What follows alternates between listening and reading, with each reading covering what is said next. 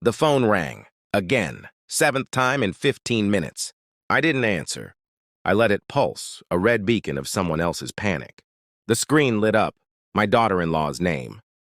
She was screaming over the line, but I couldn't hear her clearly. "If you want to join Thanksgiving, come wash the dishes." I stared at the ceiling. My chest didn't tighten, my hands didn't shake. I just let the silence stretch. Her anger bounced off me like rain on glass. I said one word. "Enjoy!" Click! A flash of satisfaction crossed her voice before it ended. I pictured her rage, the way she'd have to swallow it, bite it back. I smiled faintly, the corners of my mouth cold. Not cruel, just aware. The villa in Switzerland blinked on my phone. Marble floors, sprawling gardens, the lake reflecting pale winter light. My stepchildren had demanded independence, disdain dripping from every word, living rent-free under my roof. I gave them exactly what they asked for.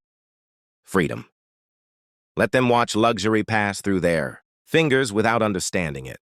And now the phone rang 71 times in a row. I let it ring. It wasn't about the dishes or even Thanksgiving. It was about control, about acknowledgement. My stepchildren, my responsibility. Only by circumstance had decided my rules didn't apply. Every careless word, every sneer at my authority had been cataloged, stored, not forgotten. I remembered the text that started it all. "We don't recognize your authority. We're done." I'd stared at those words for hours.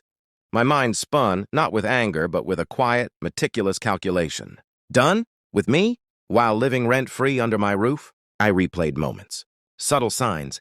The way my son's partner avoided my eyes. The excuses, the lies. They thought they were clever. They thought I didn't notice. I always notice. There was a sharp edge in me that day, a calm, measured fury. Not the kind that erupts and screams, but the kind that plans, that watches, that waits.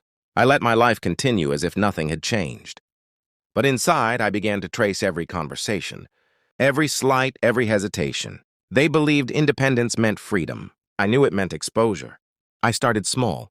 Phone records, cross-checking locations, conversations logged, times noted. Every detail mattered. I watched them scramble for autonomy, thinking it was clever, thinking I'd never care. DNA tests arrived next. Subtle, indirect, always under the guise of routine. Not a word to anyone. I observed their reactions to gifts, photos, anecdotes, all carefully chosen to reveal character under stress. I kept a calm exterior, hosting dinners, smiling at neighbors, maintaining the illusion of normality. But beneath that calm, I moved pieces across a silent chessboard. Every step was deliberate, every reaction noted. And as the villa's windows caught the evening light, reflecting it across my walls, I imagined the eventual confrontation. Slow, precise, the kind that leaves scars, invisible to the world. The results came on a quiet morning. A single email. Opened it, eyes scanning, heart steady. Every suspicion confirmed, every hidden betrayal exposed. I printed the evidence, clean, unembellished, truth in stark black and white. I called my son first. No preamble, no tremor in my voice. "Did you really think you could separate truth from consequence?" I asked. He swallowed. I could hear it through the line. They'd assumed cleverness would shield them. Assumed independence meant immunity. They were wrong. I sent photos next. My villa, my life uninterrupted, flourishing while their pretensions withered. I watched their composure crumble on video calls. Voices rising, pleading, demanding. My response remained the same. Enjoy. Shock became panic. Panic became desperation. They had wanted freedom. Now they wanted refuge. I did not confront them in person.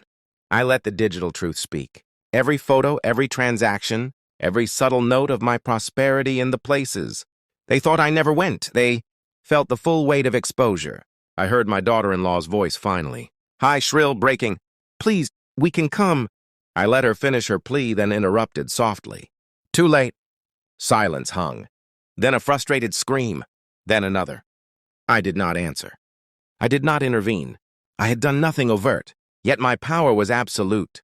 Calm, cold, a simple truth wielded like a scalpel. I watched them unravel from afar, powerless to stop the tide they had invited.